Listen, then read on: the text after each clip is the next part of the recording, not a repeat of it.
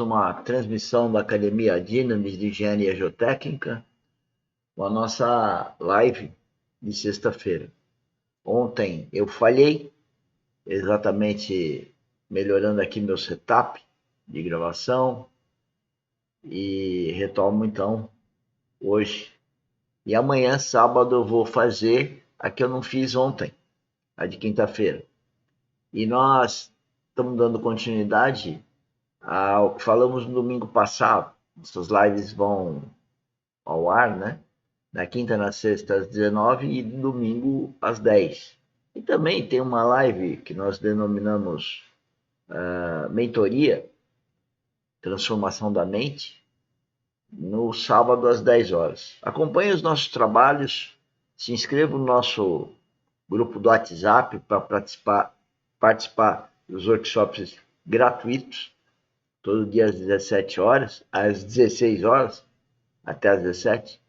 E participe aqui com comentários no canal YouTube ou no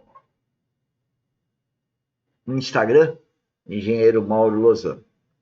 Bom, vamos então começar a ouvir, ou voltar a ouvir, ou continuar ouvindo o vídeo do Romeu Mordelli sobre meditação, sobre a salvação preparada para revelar-se no último tempo. Então vamos lá.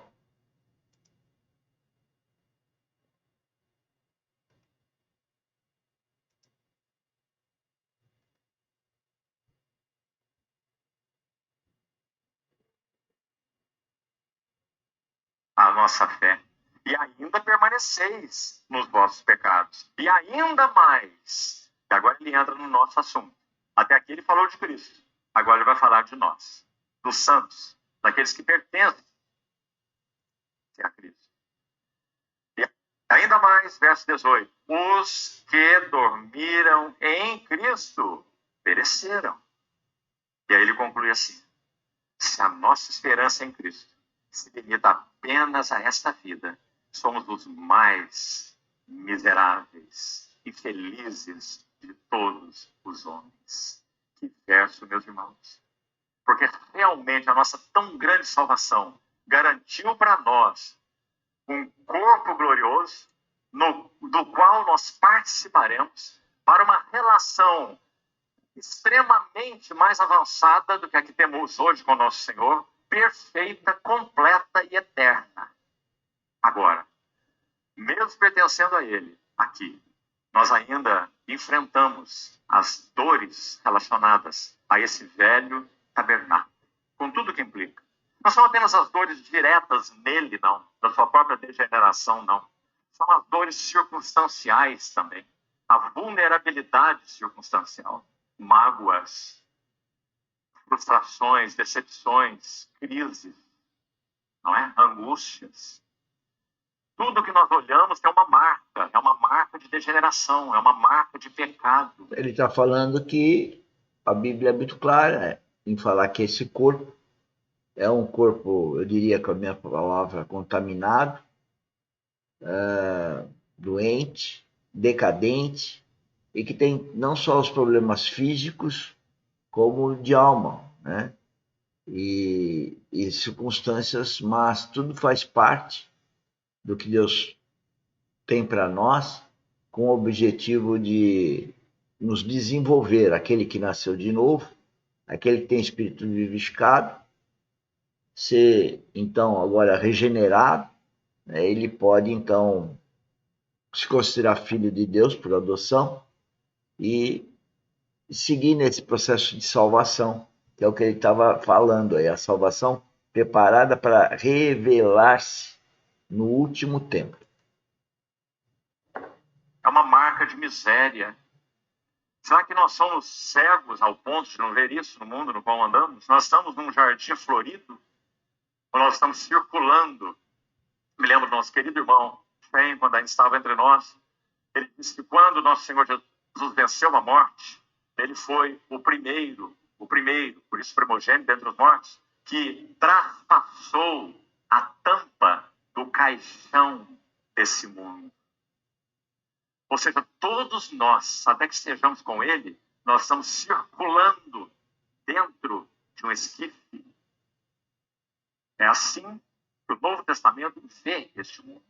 E qual é a nossa tarefa aqui? Recebereis poder ao descer sobre vós o Espírito Santo, daquele que morreu e está entronizado, e sereis as minhas testemunhas. Essa é a nossa missão, essa é a nossa função, até que ele venha. Então, verso 20. Mas, de fato, Cristo ressuscitou dentre os mortos, sendo ele primícia dos que dormem. Vamos parar aqui mais um pouquinho. Se você ler Mateus 27, e a partir do verso 50, mais ou menos, parte final do capítulo 27 de Mateus, você vai ver algo impressionante, que também nos leva aos pés do Senhor em gratidão e meditação. Quando nosso Senhor Jesus morreu, acabamos de ler que ele ressuscitou dentre os mortos, sendo ele então primícias dos que dormem. Quando nosso Senhor Jesus morreu, segundo Mateus 27, 3 véus foram rasgados. Normalmente nós vemos só um ali, né? Mas foram 3. O primeiro véu que é descrito é o véu do santuário, que foi rasgado então de alto a baixo. Esse alto a baixo muito significativo também. Agora, imaginem, meus irmãos, o que isso significou. É o véu do templo, é o véu do santuário, é o véu no qual o povo da aliança não tem acesso. Esse véu foi rasgado de alto a baixo. Temos 2 sentidos aqui importantes com relação, então, a essa preciosa e tremenda morte do nosso Senhor. Primeiro, esse véu do santuário rasgado significa o santo lugar foi dessacralizado. Isso significa não há mais nenhum santo lugar na terra. Segundo, que é consequência disso, o templo, quando o véu do santuário é rasgado de alto a baixo, a palavra, a mensagem clara é: o templo terreno é apenas um tipo e uma sombra. Em outras palavras, a utilidade desse templo terreno acabou, terminou. Porque agora o véu do santuário foi rasgado, templo dessacralizado, e porque um outro santo dos santos foi aberto. Hebreus 10, não é? Quando a carne de Cristo foi rasgada na cruz, é dito que o véu do santuário se rasgou de alto a baixo. Porque, segundo Hebreus 10, o véu do santuário é explicado naquele capítulo como sendo a sua carne. Ele nos consagrou um novo e vivo caminho através do véu, isto é, a sua carne. E por isso temos grandes sacerdotes sobre a casa de Deus. Isso não é maravilhoso?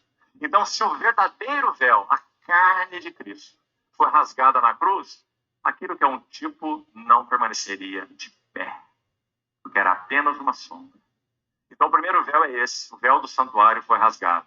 Segundo véu. Senhores, apesar da complexidade do que ele está falando é o seguinte, que a morte de Jesus Cristo dá ensejo, então, a uma ressurreição numa vida espiritual, onde ele deixou a carne, mas ele passou a ter um corpo glorificado. Daí a história da vida espiritual. As pessoas leem, escutam isso e ficam no foco da religião. E nós aqui estamos falando já há cerca de 2 anos, publicamente, que não se trata de coisas naturais, são sobrenaturais. É uma vida espiritual que você passa a ter à medida que você tem um novo nascimento.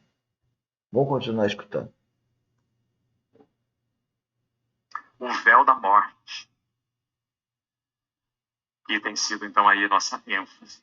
Véu da morte. Por que nós citamos Mateus 27 para falar sobre isso? Porque é dito assim, quando nosso Senhor Jesus morreu, abriram-se os sepulcros e corpos de santos que dormiam ressuscitaram.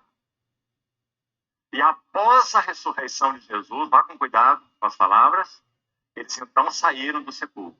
É interessante você estudar isso com cuidado, porque o que parece claro ali é o seguinte: se Jesus Cristo aqui é as primícias dos que dormem, então ele só ressuscitaria 3 dias depois, Então, será que são esses aí, esses santos que ressuscitaram, que são primícias? Porque eles ressuscitaram na frente do Senhor Jesus, não é? Então, se você estudar esse texto aí com muito cuidado,